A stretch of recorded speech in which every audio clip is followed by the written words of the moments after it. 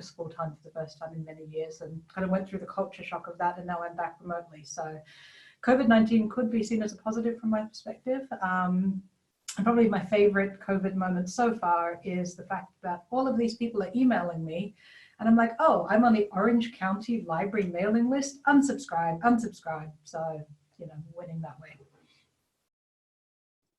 Amazing. Thanks, Shaz. Megan, how about you? Hey, so I'm Megan Flamer. I'm the head of startup programs at Monash University, and I also have a company that does training and development called Mindful Under Fire. So my area of expertise is Trojan horsing mindfulness into all of the things. So I think that'll be kind of my main contribution today, but I've been working remotely on and off for about 10 years. And I actually just watched a really cute video on Twitter about Jude Bolton, who's I don't know if everyone on here is Australian, but a footy player who just did a rock, paper, scissors for the last roll of paper towels at the supermarket. And I just think there's such an opportunity for us at the moment in creating lightness and fun in an otherwise really scary, awful time. So yeah, and I think a lot of us are entrepreneurs or working in startups or working in business. And I think necessity is the mother of invention. So I think we are going to be squashed into corners, literally some of us corners of our own houses. And it's a real opportunity for us to be able to, bring our businesses online or to bring more of our conversations online. And I've already noticed that, I'm saving a lot of commute time. So there are a lot of positives, I think, that can be created out of this. So yeah, I'm excited to have the conversation. Thanks, Megan. And Claire, how about you? Yeah, so I'll speak in this experience as a founder of Guide Apps, and previous experience. So I've worked with delivery and business teams on a completely in-office, a hybrid, and a completely remote basis. And so I really understand the challenges that it takes to transition, especially in a rushed fashion. So we're definitely going to be testing this change in production. Woo! So keen to share insights and things that I've learned, with you guys. Awesome. Thanks, Claire. And I should state, all opinions stated today are those of the individual, not of employers. This is a conversation. So if you're joining us as an attendee and you have a question or you want to raise your hand to say something, do use the facilities you've got in Zoom. So around chat, Q&A, and raise hand. Also, no one's selling anything today. We're just kind of sharing our own experiences and, there's a cat. Everyone stop for the cat. That's one of the perks of working from home. Amazing. Any recommendations we give are going to be kind of genuine things that we've used or things that we like as opposed to any kind of personal interest in them. Amazing. So let's start with the people side. Today we're going to talk probably about people, processes, and tools. Let's start with the people side. And Megan, you have a reputation for, a good reputation, a well-earned reputation for, either putting people into their comfort zone or out of their comfort zone and starting things like this with, staring into each other's souls. So I just want to hand over to you and, how would you want to kick this off with kind of a mindfulness meditation bent to it? Well, I think, so one of the things that we've just adopted with Mindful Under Fire, so we have teams in 3 different countries.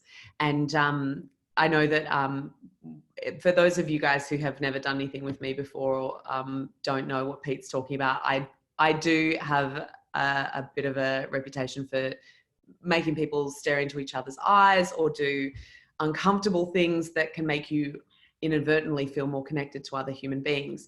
I'm not going to make you guys do that today. I know that Cheryl would probably kill me if I did. We're not going to do that. But I'm just going to run through some really simple exercises that you can use as you are, working remotely. Some of the things that you would normally do if you go into an office or you're working with a team all together aren't things you're going to be able to do, like just sitting around having a chat over a coffee and things like that. So one of the things that I would really suggest is that you look for non-work ways to connect as you go about your day. And that could be as simple as, for example, I mean, and if you guys, I can see 4 of you on my screen right now. I don't know if you can see more than that. If I'm just, it's the 4 of us on the screen. Okay, just making sure that you would go around and talk about, you know, what's going on for you, what might be in the way. And then when you've shared that, and it takes literally 60 seconds per person, then you would just say, hey, I check in and I'm checked in for the day. And it's something that you can either do with your team, or if you're a solo founder, you could do it with a group of 4 or 5 people or other founders, and even declaring what it is that you're going to get done today. So for example, and if you guys don't mind being the guinea pigs for this exercise as well, we'll go around to each of us. So for me today, I'm basically working with my team to figure out how we get the next couple of months of curriculum online, and we're working out what that strategy is going to look like. I'm really daunted because it's a big task, and we need to make sure that it's accessible to everyone, you know, people who are deaf or blind, or, you know, have other disabilities, and also looking at some of the problems that people may have around access to internet when they're not able to leave their homes. So that's my big challenge for the day. Yeah, and I check in. So Pete, where are you at today? So bit distracted today with kind of, you know, running this webinar. I know I've got to run another one tomorrow, which is pretty high stakes. So wanting to make sure I get that right. At the same time, I was just telling Shares, I just moved into a new place over the weekend, not completely set up yet, don't have internet. So need to kind of get that set up, get electricity and gas all connected. So, you know, a little bit all over the shop, but you know, so committing by the end of the day, I'll be prepared for tomorrow's webinar so that I'm good to go. And I check in. Great. Shares, you up for going next? Sure. No, I'm actually feeling good. You know, I'm very used to working remotely. I'm one of the fine lines I'm trying to figure out of when people predominantly work remotely, we're all used to over communicating. So we're the people in Slack, just like constantly talking, putting emojis on other people's comments.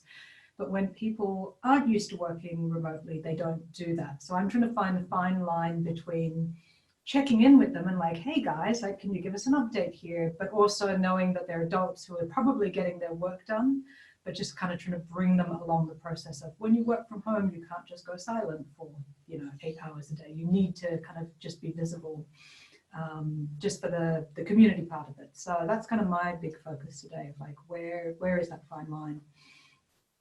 How about you, Claire?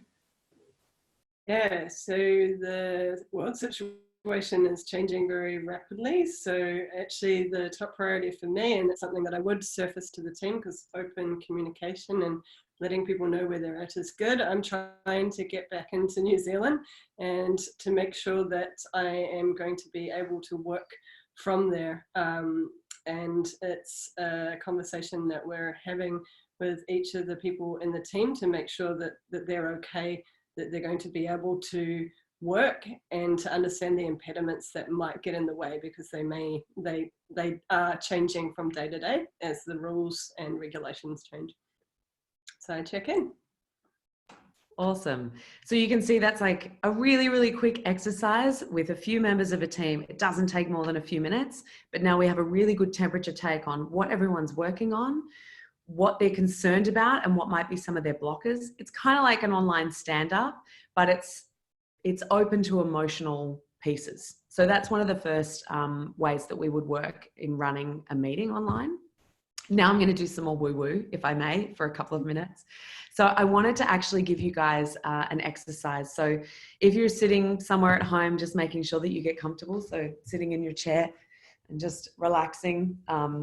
Is it too late to turn off my video right now? No, you can totally turn off your video right now. I'm fine if I'm the only idiot on the screen. That's totally fine. You don't have to close your eyes, but it can help.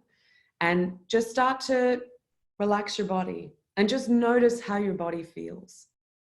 So if you feel comfortable right now, and especially if you're not on the screen, feel free to close your eyes and just notice what it's like to be sitting in your chair right now. And you might have been running around to make it here right now, and you might have been running around this morning. Let's just arrive together.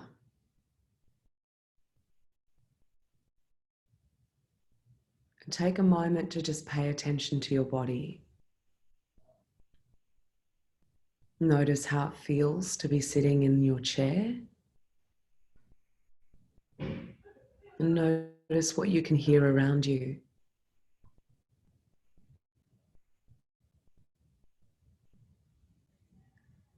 I invite you now to bring your thumb and your forefinger to gently press against each other, just really lightly touching against each other so that the pads of your fingers are touching.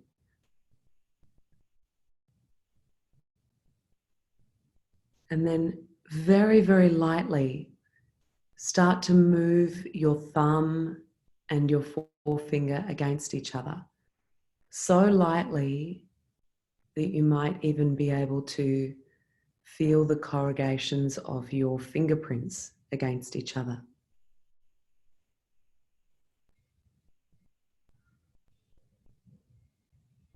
Just bring exquisite attention to that tiny movement. Notice if you're still breathing.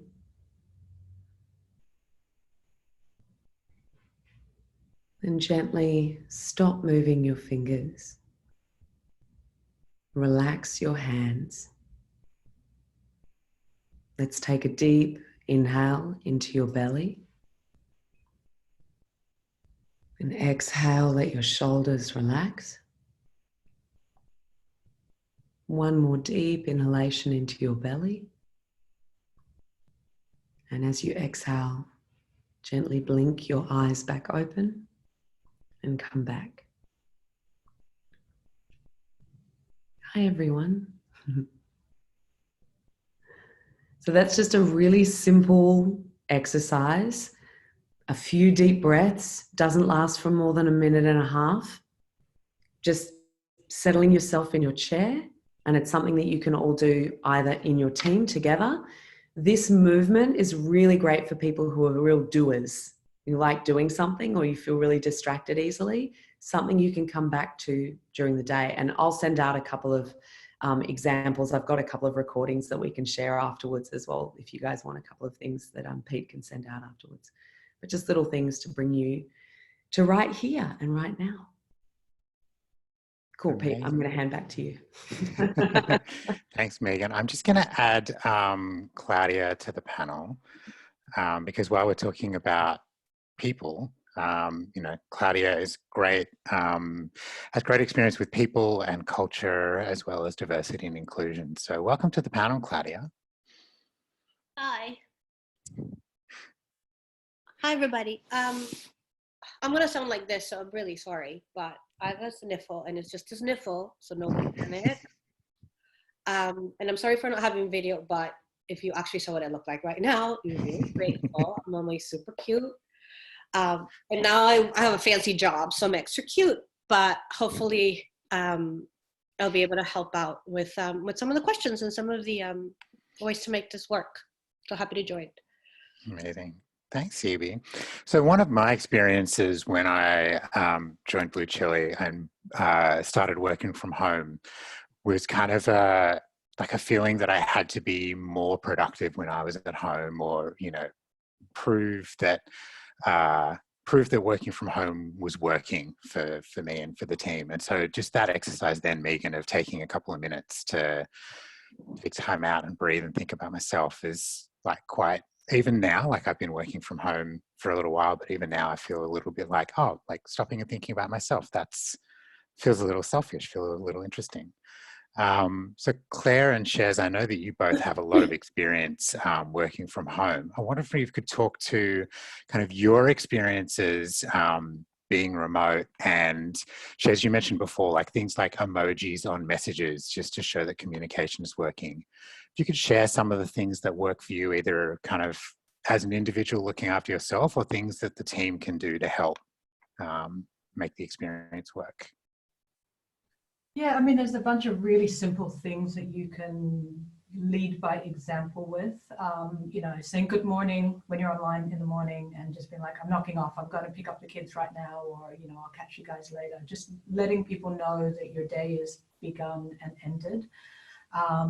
You know, it's making sure that you do take time to take a lunch break, because one thing that really surprised me, as you were just saying, Pete, like when I work from home, I'm usually kind of on for most of the time.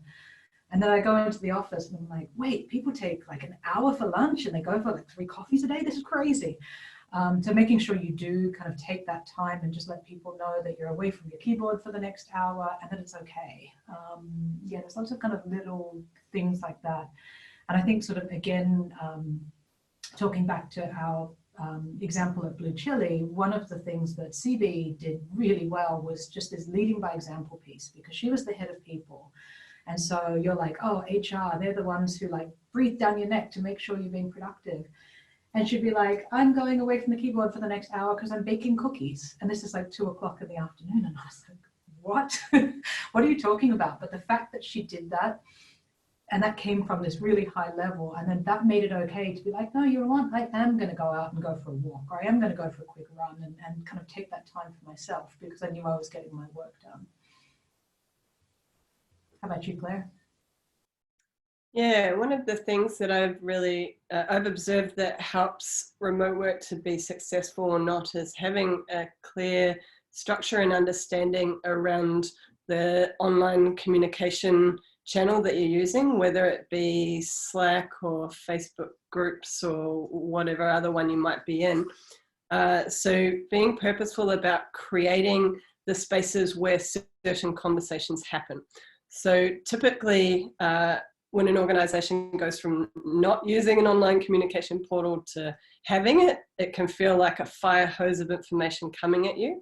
So separating channels out, and things like creating a working from home channel or a where am I channel, whatever you choose to call it, and articulating to the wider team, that may be by email, and letting them know for these style updates, this is where we will post that, and this is where you can find it.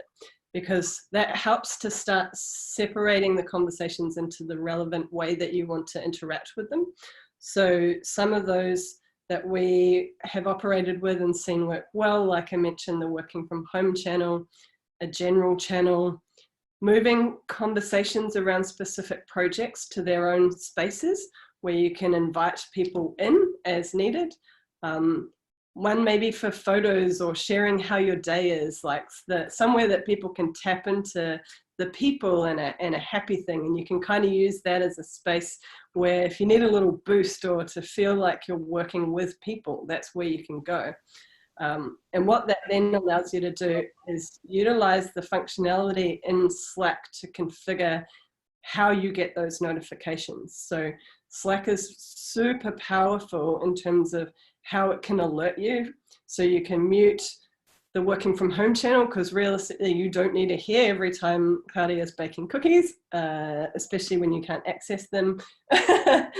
And but also it allows you to star channels and receive alerts for ones that are super high priority for you. So that is something that, you know, as everyone's kind of thrust into this new way of working, doing that is crucial, because otherwise there's a lot of like noise and not hard to get to the signal. Yeah, we just set up a water cooler channel when we were like, okay, everybody's got to work from home, and that's like the busiest channel, right? Because it's people sharing memes and photos of their view, and it's still keeping that community. So important. I saw an interesting, just quick kind of Q&A, like what's the best, you know, chat program to use, you know, Slack versus Teams versus whatever. And the answer was whatever you've got. Like now is not the time to go, you know, installing all these new things or trying to change your team to a particular thing. Use what you have. So if that's as you said, Claire, you know, Facebook or Slack, or if it's Teams or if it's Yammer, like use what you have. Does anyone want to talk to kind of email versus chat and how you would make that transition, or how you would help your team make that transition? Well, I'm just going through that, which is kind of like the biggest culture shock that I had, which is an unexpected culture shock, to be honest. So as Cheryl mentioned, I was head of people at Blue Chili, and it was probably the first environment in which I had complete flexible working, and I was not expecting so I went from having a purview of 45 employees at kind of like the peak of employment at Blue Chili, and probably Claire remembers more than I do, to now 7,500 people. So my mandate has grown a little, and with it, like imposter syndrome and like everything that comes with it, right? So I started the new job a week ago. So I started on a Wednesday. And this is something that I was really surprised at AMP, because the more everybody who I spoke to about this role before I started and before I accepted told me to run, that I would never be able to work at a corporate after having worked at not only startup, but in accelerators for so long, because the culture, the flexibility, and the ownership were going to be just too far gone for me to actually be able to, you know, wrap both hands around it. And the more people that I spoke to at AMP, the more I realized that their flexible working environment was probably very comparable to what we had at Blue Chili, which again was pretty bananas. So I started working there, and it's pretty much real. They've been doing it for 10 years, and they've actually formalized it around, well, a couple of things, but the most important thing being they're building this fancy schmancy building right behind it. So they've gone into activity-based working, which is effectively hot desking. So for the last 3 years, you don't really have a set desk, no matter who you are, from the CEO down to the people at the mailroom. So they go in and they have all these rituals, which are kind of a combination of what we had at Blue Chili and a very fancy gym. So you go in every day and you find a place to sit. Normally, people will have saved you a seat. So that's part of the camaraderie, which is really, really amazing. And then you have, when you're done with the space, you have to wipe it down. You have a little cubby, you have all these things. So in your behavior, you are already thinking about the next person that is sitting on that desk, which already makes you aware of you're not the only person in the universe, which I think it's a nice reminder every day. The challenge, because I started literally the week this coronavirus thing exploded, and I just sat in an induction with 150 other people who started this week, which is, again, bananas to me. And we were told how to behave around that, and how to make sure that we're still in communication with people in our team, which is where the email messaging thing comes in. AMP has so many channels that they almost have no channels, in the way that they have Facebook, like Workplace, for all the social stuff, and they use Skype for messaging, and then they use, they use Microsoft Office 365. So you have Teams, but there's no, or that I have found so far, no centralized place to kind of put this is a funny meme about what's happening. Everything is very purpose-driven and very focused. Perhaps there is a channel out there somewhere. I just haven't encountered it in the week that I've been in. So, sorry, I'm relying heavily on email to get things done, but also to get information. And that seems to be the biggest culture shock, as I mentioned before, in terms of having to compose full sentence self-contained emails to actually get information, as opposed to just being able to shoot a line to someone and have the expectation of getting that back. After having a few chats with people, that does get better in terms of people understanding your kind of cadence and frequency of messaging. But because the company has been flexible for so long, it hasn't really been anybody's job to kind of go, well, now that we have all these tools, should we actually use them for that? They just kind of gone along and and learn how to work independently. So far, I'm still trying to work out if the best thing is for me to adapt to that, or to actually be somebody who goes, hey, let's experiment with Slack, or how to use Skype better, or how to use as part of, the belonging part of my job. So it's been very interesting. There has been a lot in which I've been very impressed in how people stay in touch, how independently everybody works, how work is started from scratch, assuming that not everyone's going to be on board at the same time. But also it's a financial institution. So there's like 19 different safeguards that you need to have and do before you can even work from home, right? So there's stuff like, until your background check is complete, you don't have access to certain things. You need a VPN. You can't just work from your computer at home. You have to physically have the computer that has been issued to you. So to me, it's really interesting to see how a huge, like multi-country, a global organization that has all of these firewalls still makes it work. It makes it work specifically because they understand flexibility as retention, attraction for talent. So that email chat thing is probably the thing that I'm grinding up the most at the moment, because I was such in the habit of Slack. But saying that, it's really impressive how a 7,000 person company is able to do it seemingly with little friction. Yeah, thanks for that, CB. That's really interesting, kind of, the physical things that are in the way of people working from home. Claire and Chez, you've both, and Megan, I think you kind of manage teams remotely. I mean, Megan, you manage teams in different countries. What are kind of some best practices, including like setting communication expectations, but as a manager, managing people who you're not face-to-face with?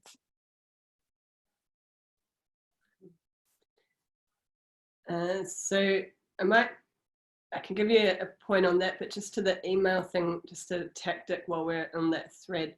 So I've found typically it never works to be the one person trying to drive the change and be like, we're going to do it this way, we're going to do it this way. I've found most success in working with a small group of people, 1 or 2 people, one project, and then creating a session or a weekly dial-in where you can actually showcase what's working and then empowering the team to showcase what's working. So if there's a pattern of reply all, an email, and that's something that you want to see a change with, then do a little kind of group and showcase how that can work differently, and then empower your team to share that. That means that they become advocates for this new way of working. And then, it's not everyone jumping into the reply all. It'll start to, propagate further than yourself. And given that everyone is in different locations, that's what you need to create here, rather than like driving systemic, top-down change. And that really speaks to the challenge that a lot of organizations will have, is trying to, drive conversation, decisions, and work the way that it works in an office when it doesn't work like that.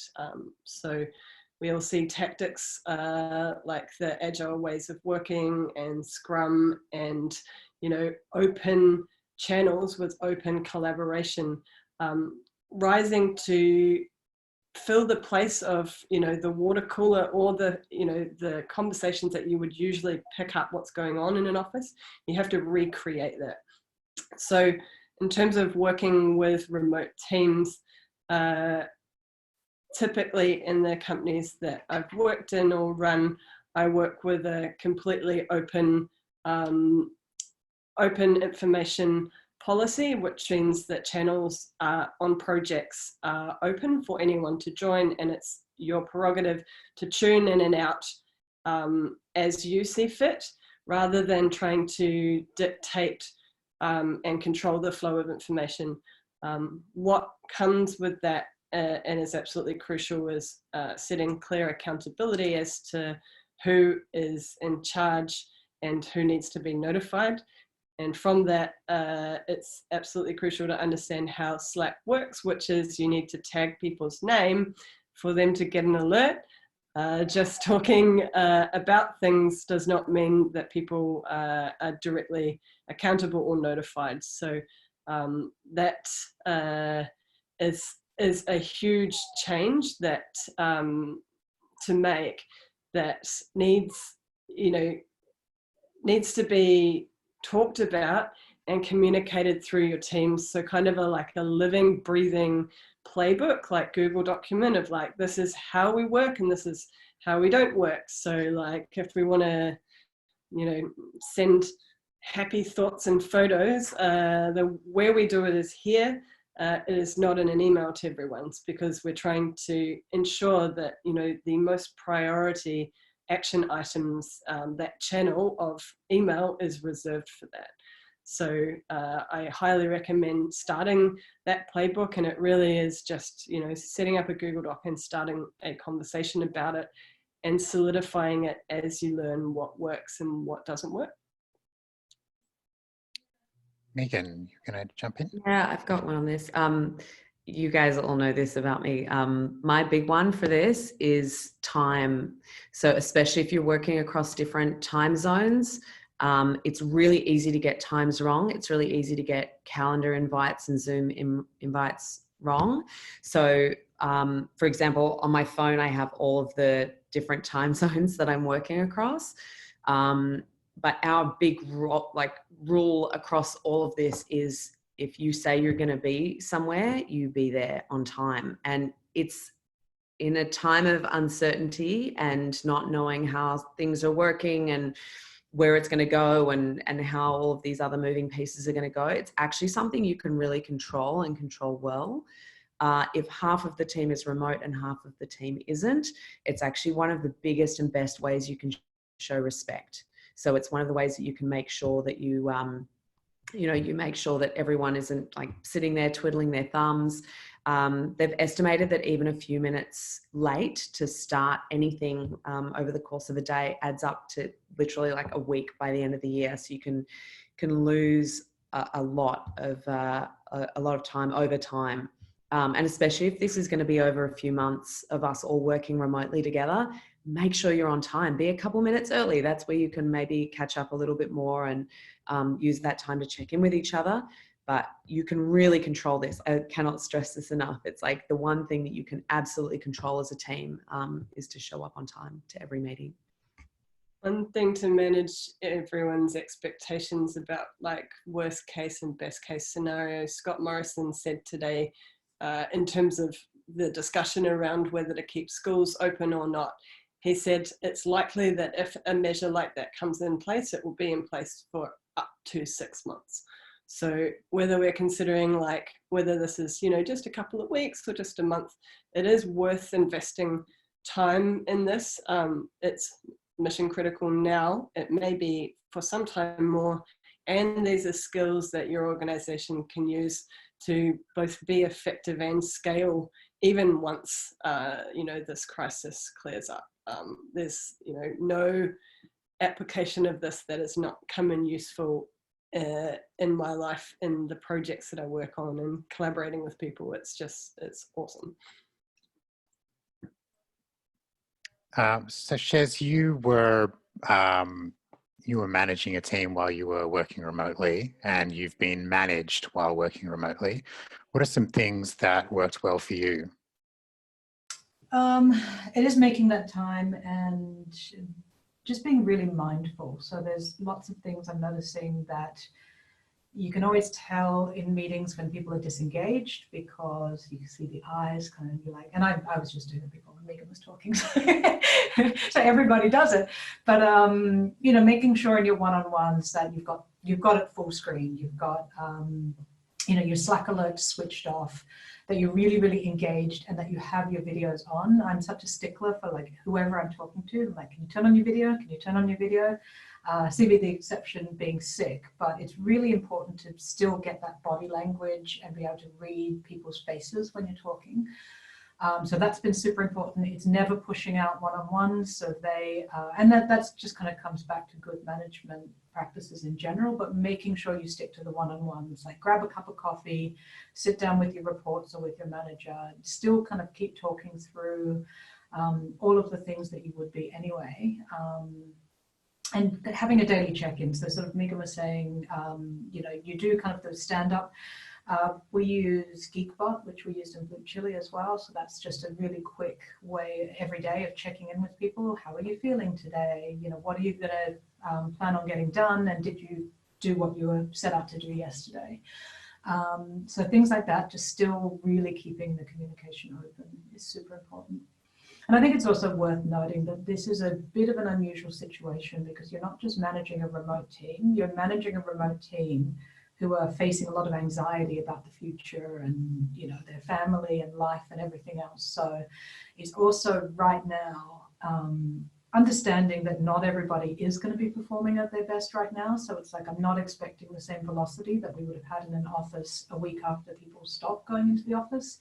It's giving people the time to breathe and to get used to the new situation and to realize, like, you know what, you do probably have to go out and get groceries before you work because we're living in a funny world at the moment. So it's kind of having that understanding as well that there's a lot of anxiety for everybody right now. And particularly, and all of this is to say, if schools close, every bet is off. Like everything changes because you can't look after kids and work from home at the same time. Like you just can't. Yeah, can one of you just give a quick overview of stand-up? I know that it's a ritual that, you, Claire and Shez, you're both kind of product managers. It's not necessarily something that everyone on the call is familiar with. Can someone just give a brief overview of the purpose? Yeah, so daily stand-up from Agile Practice, it's a quick meeting with all people involved in a project or the team, typically, ideally kept short and snappy, where you answer like 3 questions, like what do I want to get done today, what did you get done yesterday, and is anything any blockers. So there's different ways of doing that. Ultimately, there'll always be someone in the team who manages to draw that out to a 15-20 minute update, which needs course correction quite quickly. It is designed to kind of keep the team visible and accountable, and when done swiftly is very effective. We shared a couple of tools in the chat of digital versions that kind of do the same thing but allow you to get kind of a written log, which can be quite helpful for synchronizing to wider teams. They do cost, but for an organization that likes to write stuff down and take minutes, those tools can be super helpful. Thanks, Claire. And just on Shez's point about one-on-ones, with smartphones, you can have a video call while you're having a walking meeting. So one of our team in Singapore have a catch up with them, and there's a nice park just near the office, and they go for a walk, and we kind of look at the chickens and look at the greenery. And so it doesn't have to be sitting down at your desk. You can recreate some of the walk and talk meetings that you've got. We've got about 10 or 15 minutes left. Let's zoom out a little bit to kind of some of the processes that you can put in place to keep the work going, and especially for those of us who would like working remotely to be kind of accepted as something going forward. How can we make sure that working remotely is successful? Can I add something quickly on that one? Yeah, sure. And then Megan. So this is one of the things that I found great relief coming into this company, because there was something that I had missed in my last couple of roles, which is rigor around project management. So I was always very jealous of how rigorous the product team was at BlueChilli in terms of like not only stand-ups and all of that, but just adhering to the tools and all that. And even when there was a leadership transition within the team, even if there was a different tool used, still there was a lot of adherence. And I know some of it came with kicking and screaming, but ultimately the mission and the cause won over, individual will. And that is something that I wish we had before, because that would have helped me feel like I could probably do more work remotely, and that I could be, and not only that I could count on people doing their bit without me having to bug them. And now coming into an organization that has nothing but that, in a way, I'm like, wow, I'm going to have to really step it up, because I've gone from wanting to start it and having, and doing, okay, let's bring an air table, guys. It's going to be fine. No one's going to die. And like, OKRs, that's fine. To actually coming in into this like multi-layer, very complex project management way of working. But I do find that as a relief, that I can actually I've been at home. I've been working at AMP for 7 days. I've been in the office a day and a half. And my manager knows exactly what I've done, what I'm being blocked on and all that. And we haven't had a conversation today. So that, I think, is probably more important than how we feel about it, because like it or not, working remotely and the flexibility and all that, that's great as an employee, to feel great and have loyalty and to feel like you are part of something greater. But ultimately, these organizations are built for a purpose and profit normally, and the delivery of those things are the rails rather than what supports us feeling great. So it sounds like having clarity around the process and the responsibilities, so that people can get on with the work and know that they're within those rails, those guide rails. Yeah, also having them as accountability tools, so you can actually go, hey, this is what's blocking me, and it's been blocking me for a while. That, I think, is really important. Yeah, absolutely. Megan, you had something? Yeah, like I think the accountability piece is huge. So from a project and product management side of things, so having a lot of clarity around that, I think as a lot of these teams, and again, I'm not too sure, like if we're working with, like people on this call are, individuals or working with small teams or in large organizations. But if you're transitioning from currently working, within an office or with a team face to face to not, I think people all have various different concerns about, either being held to account or what that feels like, or how they best work, how you're motivated. So I think knowing yourself, knowing how you like to work, what your carrot and your stick are, and having those conversations either with your managers or with your teams on how many times you want to check in. Autonomy is one of the big things that people say is so important to them. So looking at what autonomy looks like for you, is that checking in once a day, or having a big, month-long project that you're going to be chipping away at, and then we put these markers in over time, having it in a table or having it in a stand-up, and those tools that Claire suggested in there, are fantastic for having visibility on what those markers are. So yeah, I think creating things that you can point to, especially when there's this uncertainty, is really fantastic for creating that accountability, but also the autonomy, if that makes sense. So you can be checking in with each other less and looking over each other's shoulders. It can be this sort of scary thing, especially with older managers who haven't worked in this kind of environment before, feeling like if people are working from home, I have to be, looking at them all the time and really being punitive, as opposed to, hey, like I'll have this to you by the end of the day, and then delivering it, like making sure that you actually do deliver what you said you would. And that's a great way to also increase trust and accountability. So what about the human side? I mean, so for those who weren't here at the beginning, this webinar is kind of thrown together as an impromptu thing inspired by Claire's blog post saying, share your expertise with others. So we haven't really talked about, what this was going to be about. Social distancing. So there are people who love, I assume, not being in an office, not having to have those small talk conversations, and those who probably really miss having that human contact. Quick show of hands, who is who on this call? So who's kind of the I like being alone, introvert, leave me alone, out of Megan and Claire's shares? None of you? I'm both. I get more done when I work at home alone, but I'm a people dog. Like, I want to be around people all the time. So I'm actually a bit of both. So, okay, so Claire and Shez, you're both like people, you want all of the things okay.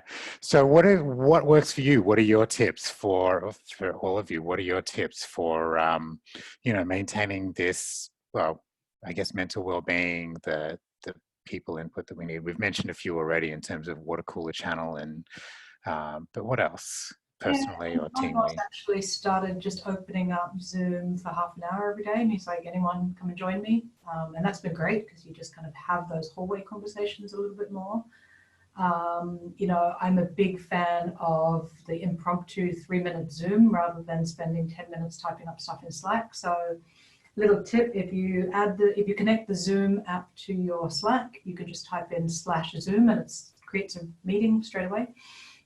So half the time we'll be having a quick chat and it's like, okay, everybody jump on Zoom right now. And so you just do it very impromptu, and that helps a lot. I know this week I've made more phone calls than I have in the last couple of months, because it's like, oh, even though I've always been at home anyway, but the idea of being stuck at home now, it's like, oh, I'm reaching out to all of these people all of a sudden, because it's like, oh yeah, like I do have to try harder for that human connection, because I know like I'm in voluntary self-isolation right now, and involuntary is just around the corner, right? So just kind of making sure I make the time for those connections rather than just sitting there on Netflix at night. It's like, no, I'm actually going to pick up the phone and have a conversation. I love sprints. So I often do things with my team where we'll say, all right, we've got to get this thing finished, or I'm working on this particular piece, 90 minutes, go. And we like schedule a Zoom meeting for the end of the sprint. Because for me, I come from a journalism background. I love deadlines and I like the squash. I have other people on my team who hate that, and they're like, I'm not joining in on this sprint, but I'll check in with you at the end of the day and like let you know where I'm at. I think there's also something to be said for creating nice barriers. And this might be something we get into on another call, but barriers to your day. Like if you're inside all day, and what Shez just said about, getting to the end of the day and making sure that you've got those boundaries. Like, we don't want it to be necessarily that you have cocktail hour at every 5 p.m. or 5:30. Let's be honest, 8 p.m. like for most of us. But, making sure that we have good boundaries around like, this is my work day and now my work day is finished and I can't go out and have dinner with people. So this week I've got 2 Zoom dinners organized with friends in New York and San Francisco. And, I'm going to have a really early dinner. The New York people are going to have a really late dinner, and it works for the San Francisco people to eat then. And, there's going to be 6 of us literally sitting around a table on Zoom and eating and having a conversation. So I think there are a lot of interesting creative ways that we can create good boundaries around our working life in that way, to be productive and also to be social. I've found there's lots of things that disappear that you didn't even know were things when you move from an office environment to home. One of them is like the intrinsic routine and flow of the day. And like, because lots of people start getting up for lunch, and then you go for lunch with someone, you go for coffee, the day starts at 8:30, you go home at 5:30. So you kind of have to design your day really purposefully. And I found the most valuable asset in this is like being super thoughtful with my calendar. So hence why I get cranky if people are late, because that's one, like it's such a valuable tool to align around being effective and having, making really good use of that time. So that can be something that can be really helpful to try and radiate what's working, what isn't working to the team, because what can happen in these tools and when people move home is thinking that because someone messages you that you have to jump. So a lot of people think if they send a message on an instant messaging platform like, hey Claire, that I'm going to reply and be like, hey, and then they reply and say, can I ask you something? And this goes on back and forth for some time. So getting alignment around that, which means like you can preload the question that you're asking in, and I will reply to it as soon as I see it, but a channel for crucial and immediate response is text message. So those kind of, like, you know, Claudia might call them hygiene factors or just basic communication, standardized etiquette can be really helpful. And then in terms of designing your day to be effective, I take a moment each morning to think about high level, what does the day look like if I've been successful? So rising above the details and all the little things that have to happen, but thinking about the bigger milestones and listing those as like the top 5, or it can be no more than 5. And then after that, reviewing my calendar and then moving into the task itself. So then at different points in the day, I can check in and align around what those big tasks are, because it's like very easy to get swept up in a constant flood of home-based productivity without really feeling like you've been successful and gotten things done. Yeah, on the calendar thing, Claire, most organizations, you should be able to see other people's calendars so you can see when they're available, so you don't have to go back and forth to book a meeting. If you're booking meetings with people outside, or you rather people outside your organization want to book meetings with you, there are various tools like Calendly, or you can book me where people can see gaps in your diary. Another thing on the communication thing, I've set up one-on-one channels with my reports, so that it's not an alert, like it's not a direct message where we get a notification. It's just it's a one-on-one conversation, just in a separate channel, just so that, yeah, there's a place for it without constantly pinging each other's phones. Can I touch on the connectivity part, like going back to the original question of like the water cooler moments and all of that? Because that's what I found a little bit different, having to do this at a distance, because those of you who have worked with me, they probably know 2 things about me. One is I hate people, which is kind of crazy for the kind of work that I do and the job that I'm good at. I specifically hate strangers, which the idea of having to meet 7,500 new people is just my nightmare, but I'm liking the job. And then the other thing is that I'm a very old-fashioned creature, so I like handwritten notes and stuff like that. And like, it kills me in my first week I haven't been able to make cookies for everybody. Like, it's just, there's all of these things that I'm used to in terms of behavior that I've had to replace with more digital things. So taking a cue from Craig Foreman over at Culture Amp, he put out this great post about like little things you can do to still feel connected or to create connection remotely. And one of the things that I'm doing is, and I carry this post-it with me, is reach out to 3 people over Skype and just send a note to make sure that they know that you're thinking about them. And just saying, hi, my day has been like this so far. How about yours? Blah, blah, blah. And set the expectation that we'll have to respond right away. And then they can find it in their own time, just like somebody would find a note from me, a handwritten note from me on their desk after a meeting or something like that.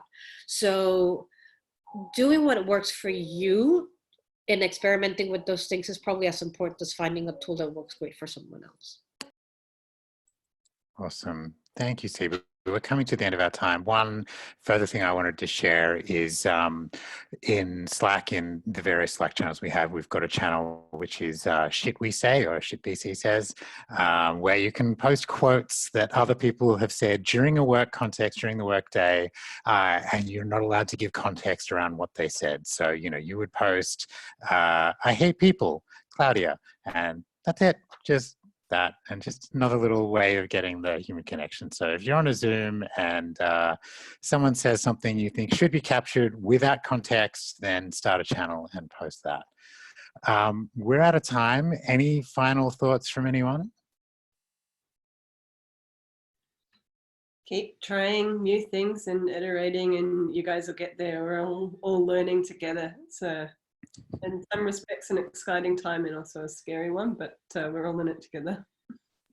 I think finding the positives in all of this, it's, you know, I don't know. I think it could be a really positive thing, and that's forcing a lot of companies who thought that they needed everybody in the office. It turns out they actually didn't.